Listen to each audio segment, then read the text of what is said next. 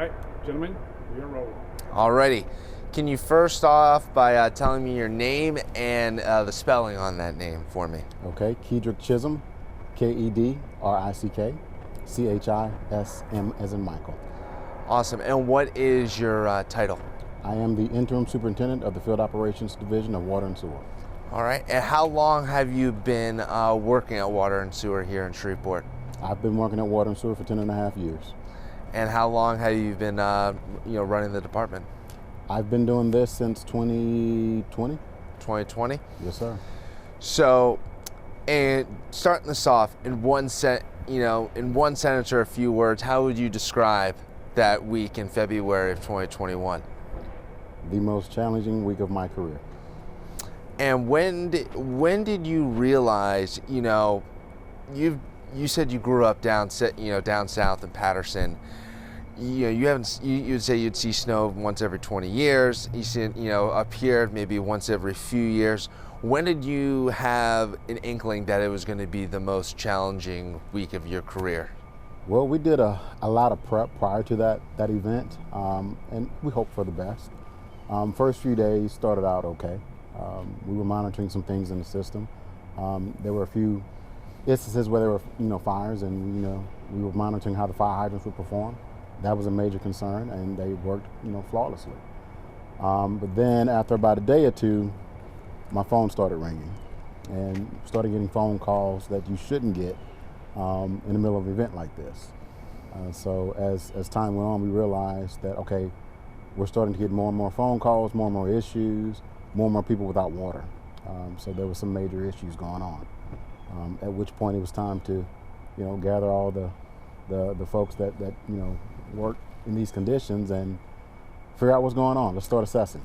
Yeah, and how many phone calls did you get about losing water pressure and pipes bursting and things? You can ballpark. You don't have to give me an exact number. Well, more than I can probably count. So Okay. My phone typically rings a lot. It's just the nature of the business. But even more so during this event. So I probably got a few thousand calls within a week. Within a week. And obviously when you're going out to repair pipes, you have to find out where the pipe is bursted. You have to also get there in the middle of a winter storm, back-to-back winter storms, and also 4+ straight days of freezing temperatures. What was the most difficult part of trying to respond to all of these calls and then also get the problem fixed at the same time? So road conditions were hazardous. So typically, we like to respond, within an hour to any event. Average travel time for us, in the city on a normal day is about 15 to 20 minutes. Well, we went from a 15, 20-minute drive time to, an hour, 2 hours, 3 hours. It just depends. Most of our vehicles weren't equipped to, drive on ice and snow. And how did you and your team basically coordinate the response here? Because you're talking about a few thousand calls. Obviously, no one has infinite resources. So how did you go about sort of attacking each problem, when there's the loss of water pressure and the pipe bursting? Well, the most important thing in a situation like that is to communicate.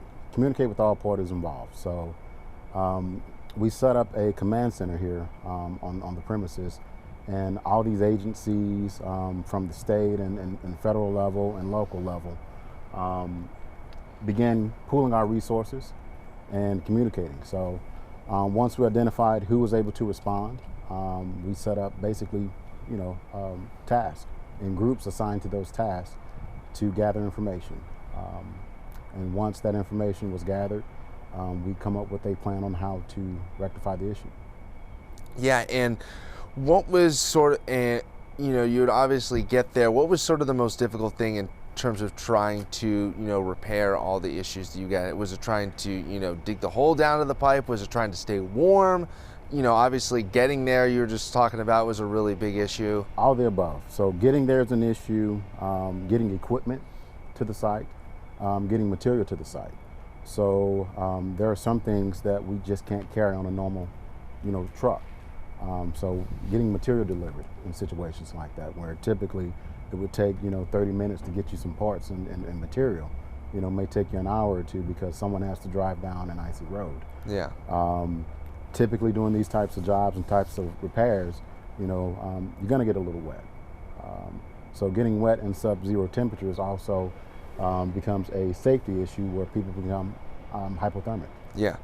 Was there ever a moment, talking about the thousands of calls, the impassable roads, where it almost felt overwhelming trying to, deal with this issue? Not really, because that's what we do daily. And when you have a team around you that's very qualified and adept at what they do, it makes it a lot easier. So no one person had to carry that complete burden on their own.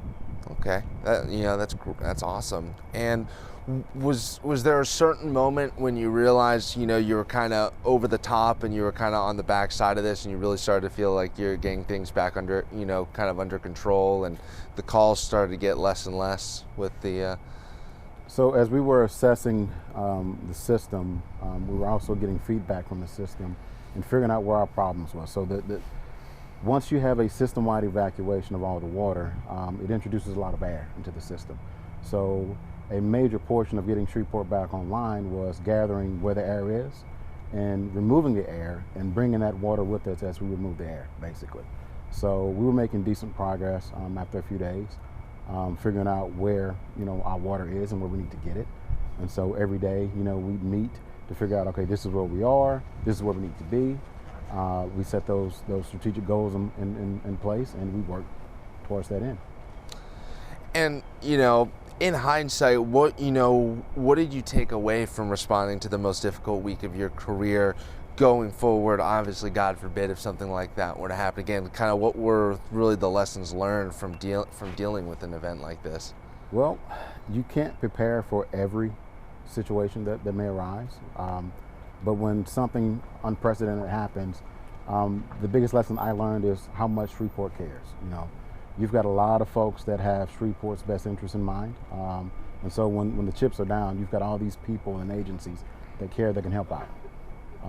So it was really inspiring to me to see how many people cared about what we do and care about Shreveport. So that was really refreshing. Awesome. What else you got, Stacey? All right, awesome. Thank you so much, Mr. Chism. Really